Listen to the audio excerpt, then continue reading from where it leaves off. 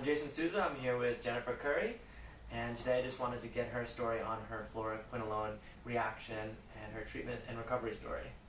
So, Jen, when did you get floxed and how did it happen? It was January of last year. I was prescribed Cipro, a 10-day prescription for an uncomplicated UTI.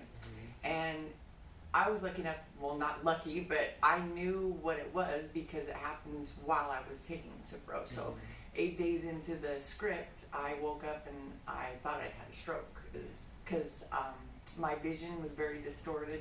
The TV just looked like a lit up box. I couldn't stand out of bed, and I couldn't remember how to use my phone to dial the doctor. So it probably took me an hour just to be able to remember how to use my phone in order to call the doctor. Wow. Yeah. So And then after that, when I did go to the doctor, as many of us know that have been floxed, some people don't believe in it right away. So I was tested for autoimmune disorders. It was blamed on hormone imbalances, going through menopause, things like that. But I just kept saying, I'm done spending all the money for the autoimmune testing when I know what did this, because it was 8 days into the script and I woke up this way 8 days into the script. I know what did it. So self-diagnosis was eventually the right answer. Right. Yeah.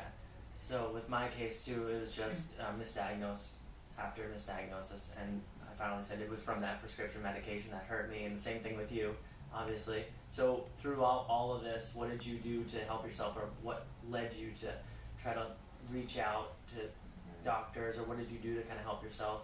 Well, when I was prescribed it and then I went back to the doctor, it was like, wow, you know, this doctor gave you this that's going to cause joint pain and memory issues. And so I went home and of course, you know, got on Google, and then you really get scared because I hadn't heard of any of this before that. So Dr. Google usually can help you out more than scare your own the crap doctor. out of you. Yeah, So I was looking at videos and things like that of people who'd been floxed, and there was, you know, a couple people's stories I saw on there. So that's where I kind of got to the Floxy Hope, and they had a book on there that's called Fluoroquinolone Toxicity Solution. So I started following the protocol in that book, and it talks about diets and supplements and things like that.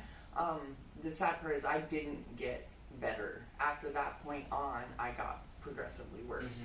The only thing that did get better was my vision. So when it happened to me, I had to take a few weeks of work off till my vision improved to where I could coordinate enough, and tried going back to work, but being mobile was still really hard. So I went from having a cane to having to use a rollator because I couldn't put any pressure on my feet, and then it went to I just started to shake so bad with the neurological issues and not being able to walk that I started to use a scooter most of the time. What's the time span between taking the medication till you were in a scooter?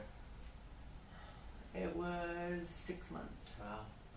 And throughout that whole time you were trying to just learn things to help yourself, read the book to try to help yourself, and it just wasn't working. And then what led you to choose alternative treatments to see like a doctor, like Dr. Ghalili? Like how did you get to that moment where you were like, okay, because my reading was not at that point. I couldn't read for nothing. It was all YouTube. I saw videos, so I was looking up Fluoroquinolone Toxicity on YouTube, and his video was on there. And then one of my cousins tagged me in a video on Facebook, which was the same video, and I was just like, it's a sign. Meant to be, yeah. So I started researching him, and my family and community did fundraisers. Nice, that's fantastic. And you were brought here by your family and with their help, and at that point, there was no way I could fly. The pressure, everything like that. I know I wouldn't have been able to fly. So sorry. It's okay. It's hard. Yeah, it's hard. It's definitely hard. So my nephew and my sister drove me out here to California, but I had to get a blow up air mattress and put it in the back seat of the vehicle because I was just in to lay pain. down. Yeah, you were in pain. You couldn't all sit the time. Yeah. And sleeping was non-existent at that point. So. Insomnia. Yeah.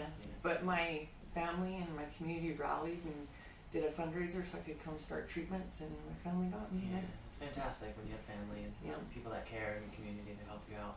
And then you got here, you got the treatment, and then that's when you started to see some changes. From day one. So my quality of life was pretty much non-existent. I couldn't shop for myself. I couldn't do my laundry. I couldn't shower myself. I couldn't do anything. But from the first IV, I was shaking uncontrollably all the time because of the neurological type stuff. Yeah. So after the first IV, my voice improved immensely because I had a hard time talking. So after the first IV, that night we got to my cousin's house and I stayed up all night talking to my family, and I hadn't done that in months. Yeah, that's a win. That's definitely a win. Yeah. And then when you left treatment, left Los Angeles, came home, started to implement diet, supplementation, and then you slowly got better. Right. Like the big part, I think, too, was on my own. I was trying to. That book was kind of like my Bible because there's not a lot of resources out there, so I was following everything it said. But when I came here, it was like I was trying all these things on the internet. I heard this here, so I would try that. I read this here, I would try this. And when you're floxed, you're having a hard time thinking anyway and taking in information. So I got here, and it seems like these are the supplements we're going to do. I knew what my diet needed to be. I knew what my lifestyle needed to be. I knew what I needed to avoid. Yeah. And it was so much easier than I was just getting worse trying on my own. Yeah. All these things I was trying to do to help me actually, like the B6, actually ended up hurting me neurologically. So you came here and you learned a lot and kind of got a guideline of like, this is what we're going to do. And yes, I got a roadmap. It was so much easier having my roadmap and saying, hey, I can relax and follow this roadmap and do a little healing rather than being frantic trying to find answers. And like, how did you feel when you were here? Did you feel like amazing? Yeah.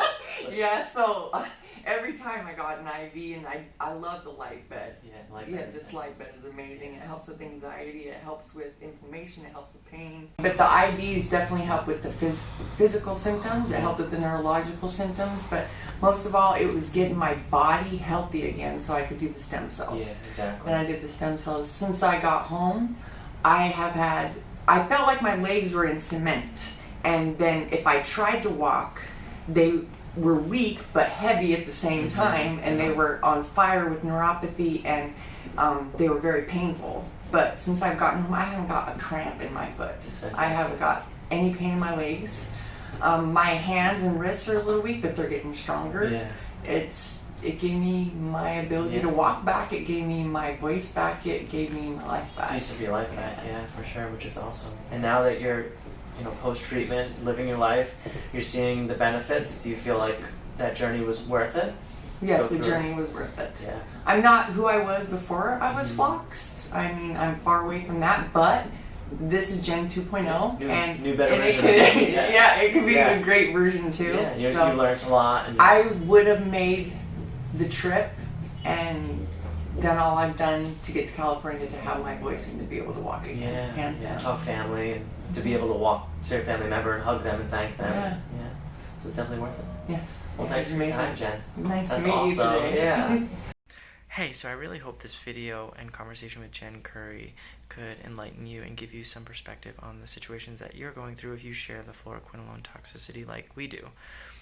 Also, I've created a Facebook group called Healing Floxing from Fluoroquinolones, which you can join. There's a lot of helpful knowledge and a lot of supportive people on there.